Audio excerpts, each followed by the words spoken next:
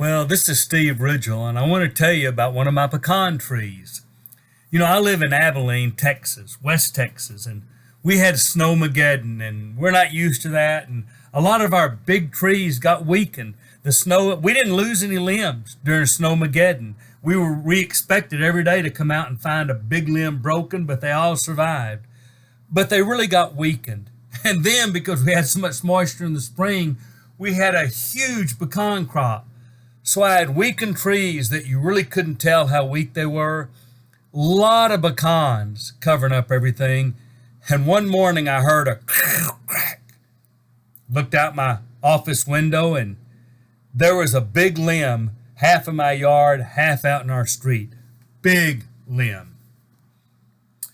So I went out and started cutting it down and trimming it up and working on it. And you always want to be really careful when you're working with big limbs like that. You want to watch the limb because it shifts, it can fall, it can move. And I was being very careful, but sometimes you don't see everything. And one big limb that I thought was still attached, I cut a little bit around it, and all of a sudden it came down. I heard it, looked up, and there's a little spot right there on my head that's not worse, only because my hat blocked it.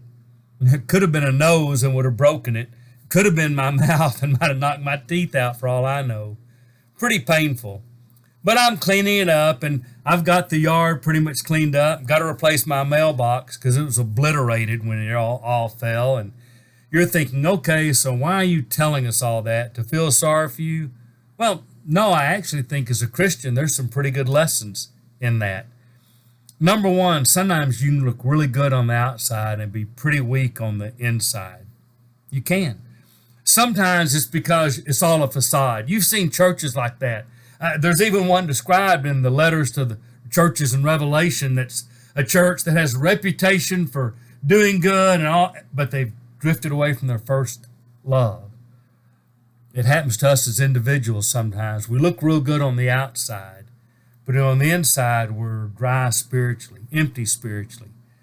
Sometimes we know we're in trouble on the inside, but we keep that facade up, try to look good until it all comes crashing down. Sometimes it's because the burdens just get so great, the pecan crop. Sometimes, boy, it's one thing after another, after another. I've got family members that I just think, boy, every day they get up, it must be what's next. Sometimes you get a little bit of that feeling. Now, this wasn't a big thing in the scope of things. I'm still active enough and healthy enough. I cleaned up most of it. And the only frustrating thing, I was throwing some in my truck and saw a nail from somewhere in my right passenger tire, so I got to patch that. But, those are little things, but sometimes the things pile up until crack, and sometimes you get ambushed. You think you're watching everything, you think you're being careful, but you're really not paying enough attention, and boom, one comes down and catches you right in the head. So here's what I learned from all of that. Be careful. Don't let your insides get weak, though you look good on the outside. Boy, be sure and get some help for the burdens. Be careful when it does crash. And here's the really neat thing. When you crash, it can get cleaned up. A couple more days, you won't even know it. Won't know that anything fell in our yard. Mailbox will be patched up.